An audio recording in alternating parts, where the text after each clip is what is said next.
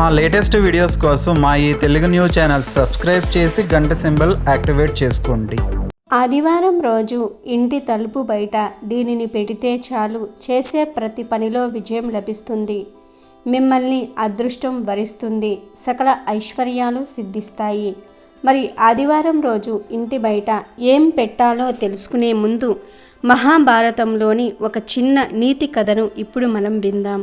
పూర్వం శంకుడు, లిఖితుడు అనే ఇద్దరు సోదరులు ఉండేవారు. వారు బాహుదా నదీ తీరంలో ఆశ్రమాలను నిర్మించుకొని తపస్సు చేయసాగినారు. ఇలా ఉండగా ఒకరోజు అన్నగారిని చూడాలనిపించి లిఖితుడు శంకుని ఆశ్రమంకు చేరుకున్నాడు.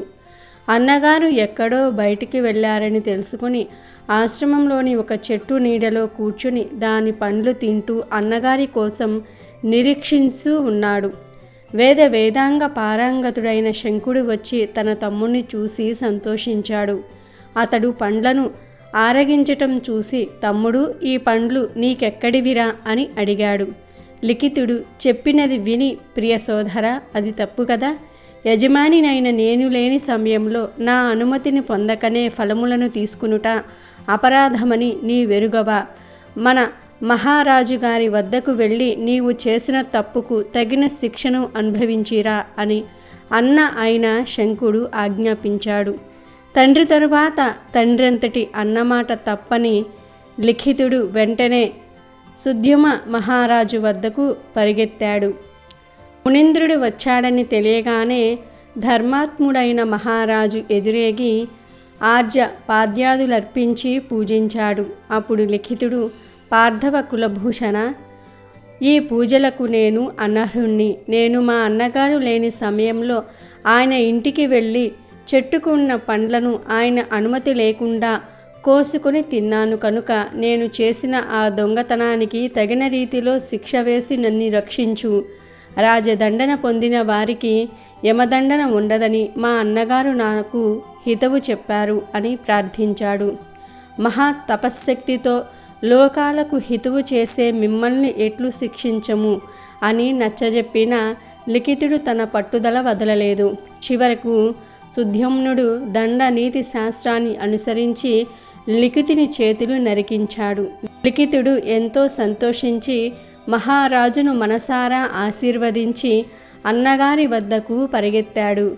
శిక్షను అనుభవించి పునీతుడై వస్తున్న తమ్ముణ్ణి చూసి శంఖుడు, నాయన, మంచి పని చేశావు. నీ వంటి ఉత్తముని వలన మన వంశమంతా కూడా ఉద్ధరింపబడుతుంది. మద్యపానము, గురుపత్ని ఆశించడము, విప్రుని చంపటము, విప్రుని ధనమును అపహరించటము లిఖితుడు తెలియక చేసిన తప్పు ఇదే. మరియు ఈ పనులను చేసేవారితో కలిసి తిరగటము, ఇవి పంచ మహాపాతకాలు. నువ్వు తగిన రాజదండన పొంది పాప విముక్తుడివైనావు. ఈ బాహుదా నది పుణ్య జలాలలో మునిగి దేవముని పితృతర్పణాలు ఇవ్వు అని ఆజ్ఞాపించాడు. వెంటనే అన్నగారి ఆజ్ఞ పాటించాడు లిఖితుడు. లిఖితుడు బాహుదా నదిలో మునగ వేసాడో లేదో తన బాహువులు అంటే చేతువులు వచ్చేశాయి. ఆశ్చర్యచక్తుడై అన్నగారికి నమస్కరించాడు. శంఖుడు, ప్రియ సోదర, నువ్వు చేసిన తప్పుకు శిక్షను అనుభవించి పునీతుడైనావు. కావున భగవంతుడు నిన్ను కరుణించినాడు. బాహుదా నది మహత్యము, నా తపశ్శక్తి ప్రభావము నీ చేతులు మొలవడానికి దోహదం చేశాయి. దండనీతిని సక్రమంగా అనుసరించి నిన్ను కాపాడిన సుద్యుమ మహారాజు కూడా ధన్యుడు అని చెప్పాడు. ఈ కథలోని నీతి ఏమిటంటే, దండనీతి యొక్క ప్రాముఖ్యత మనకి కథ ద్వారా తెలిసినది. ఏ తప్పుకు ఏ శిక్షను అనుభవించాలో వివరించి ఈ దండనీతి శాస్త్రము మనలను యమబాధల నుండి కాపాడుతుంది. తెలిసి చేసిన, తెలియక చేసిన తప్పు తప్పే. చేసిన తప్పుకు శిక్ష ఎప్పుడో ఒకప్పుడు అనుభవించక తప్పదు. ఈ విషయము తెలిసిన శంఖుడు తమ్ముని పైన అనుగ్రహముతో మహారాజు వద్దకు వెళ్ళి దండన అనుభవించి రమ్మన్నాడు. అన్నగారు చెప్పిన హితవును వెంటనే అనుసరించి లిఖితుడు తనంతట తాను రాజు వద్దకు వెళ్ళి చేసిన తప్పొప్పుకొని దండించమని ప్రార్థించాడు. దండన అనుభవించి పునీతుడైనాడు. ఈ కథలో అందరూ కూడా తమ కర్తవ్యాలను బాగా పాటించి మనకు మార్గదర్శకులైనారు. విప్రులైన శంఖలిఖితులు లోకహితార్థం తపస్సులు చేసుకుంటూ కాలము గడిపినారు. దండనీతి కోవిదుడైన సుద్యమ్మ మహారాజు లిఖితునికి తగిన శిక్ష వేశాడు. లిఖితుడు అన్నగారి మాట జవదాటలేదు. శంఖుడు తమ్ముని శ్రేయస్సునే కోరుకున్నాడు.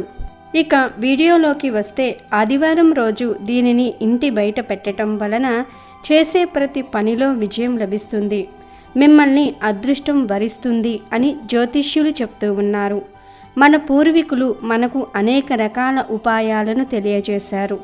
వాటిల్లో అనేక ఉపాయాలు మరుగున పడిపోయాయి. వాటి గురించి ఎవ్వరికీ తెలియదు. అలాంటి పరిహారమే ఇది. ఈ పరిహారం చేయటం వలన మీరు చేసే ప్రతి పనిలో విజయం లభిస్తుంది. అపజయం అనేది లేకుండా ప్రతి పని పూర్తవుతుంది. ఈ పరిహారం చాలా తేలికైనది. ఎటువంటి నియమ నిబంధనలు లేవు. ఎవరైనా సరే చేసుకోవచ్చు.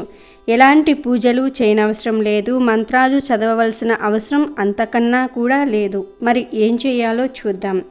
ఆదివారం రోజు ఎలాగో ఇంట్లోనే ఉంటారు కాబట్టి నెమ్మదిగా శ్రద్ధగా ఈ పరిహారం చేయండి. ఆదివారం చక్కగా ఉదయమే నిద్రలేవండి, స్నానం చేసుకోండి. ఆ తర్వాత రాగి చెంబుతో లేదా గ్లాసుతో లేదా రాగి పాత్రతో నీళ్లు తీసుకోండి. ఈ నీటిలో 21 ఎండుమిరప గింజలను వేయండి. ఆ తర్వాత తూర్పు వైపు తిరిగి ఈ నీటిని సూర్యునికి ఆజ్యం ఇవ్వండి. లేదు, ఇదంతా చేయలేము అనుకునేవారు స్నానం చేశాక సూర్యుడికి ఒక నమస్కారం చేసుకోండి. అలా చేసిన తర్వాత ఇంట్లో హాల్లో కొద్దిగా కర్పూరం తీసుకొని వెలిగించండి. ఆ తర్వాత 2 చిన్న బెల్లం ముక్కలను తీసుకోండి. ఒక బెల్లం ముక్కను నోట్లో వేసుకోండి. మరొక బెల్లం ముక్కను ఇంటి బయటకు తీసుకుని వెళ్ళి గుమ్మం పక్కన పెట్టండి. అంటే మెయిన్ డోర్ బయట పెట్టండి.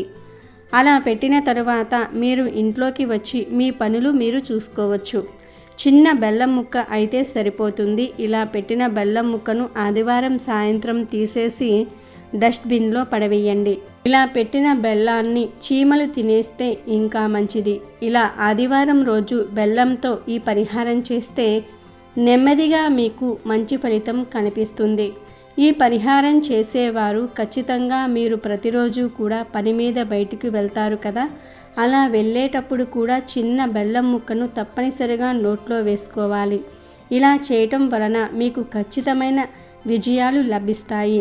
మీరు చేసే ప్రతి పనిలో విజయం మిమ్మల్ని వరిస్తుంది. పేరు ప్రఖ్యాతలు కూడా పెరుగుతాయి. పనుల్లో ఆటంకాలు ఎదురవుతూ ఉన్నాయని బాధపడేవారు ఈ పరిహారం చేశారంటే చక్కటి లాభాలను చూస్తారు. పనులన్నీ సజావుగా సాగిపోతాయి. సంపాదన కూడా పెరుగుతుంది. కనుక ప్రతి ఒక్కరూ కూడా బెల్లంతో ఈ చిన్న పరిహారం చేసి శుభ ఫలితాలను పొందండి. జీవితంలో సంతోషంగా జీవించండి. అమెజాన్లో బెస్ట్ డిస్కౌంట్స్ కోసం వీడియో డిస్క్రిప్షన్లో లింకు ఉంది, చూడండి. అలాగే మా టెలిగ్రామ్ ఛానల్ సబ్స్క్రైబ్ చేసుకోండి.